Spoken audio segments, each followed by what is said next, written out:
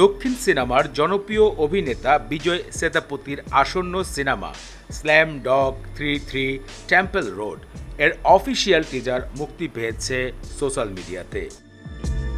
টিজারটি সামনে আসার পর থেকে সামাজিক যোগাযোগ মাধ্যমে ভক্তদের মাঝে ব্যাপক সাড়া ও কৌতূহল সৃষ্টি হয়েছে। টিজারে বিজয় সেতুপতিকে এক অন্ধ এবং গম্ভীর বিধ্বংসী রূপে দেখা গেছে। একই সাথে যে রহস্য, আবেগ ও ভরপুর অ্যাকশন একটি বাণিজ্য সিনেমা হতে চলেছে তাহা টিজারেই ইঙ্গিত মিলেছে। ভিডিওর শুরুতেই বিজয় সেতুপতির মুখে আবেগঘন কড়া সংলাপ শোনা যায়। সামাজিক সুবিধাভোগী ও শোষকদের হুঁশিয়ার দিয়ে তিনি বলেন, যারা অসহায় মানুষের জীবন নিয়ে ছিনিমিনি খেলে তাদেরকে কোনোভাবেই ছাড় দেওয়া হবে না।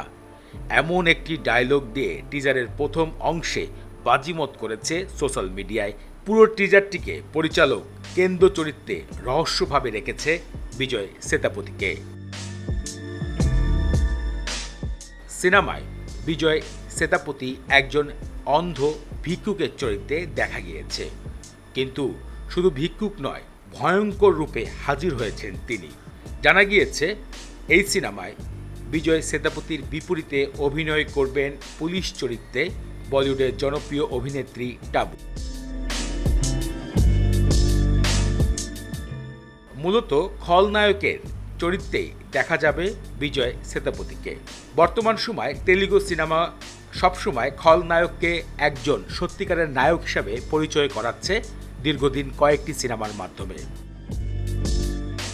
জানা গিয়েছে স্ল্যামডগ 33 টেম্পল রোড সিনেমাটি মূলত 5টি ভাষায় মুক্তি দেওয়া হবে: তেলুগু, তামিল, কন্নড়, মালয়া এবং হিন্দি।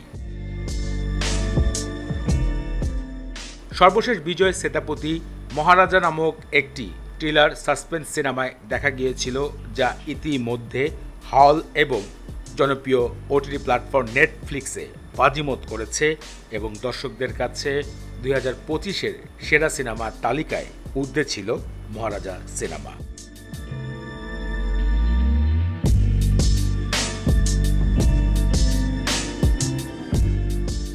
আবারও 2026-এ নতুন সিনেমার টিজার নিয়ে হাজির হয়েছেন এবং দর্শকদেরকে আবারও কৌতূহল মনে অপেক্ষা করতে বাধ্য করা হয়েছে নতুন সিনেমাটি দেখার জন্য।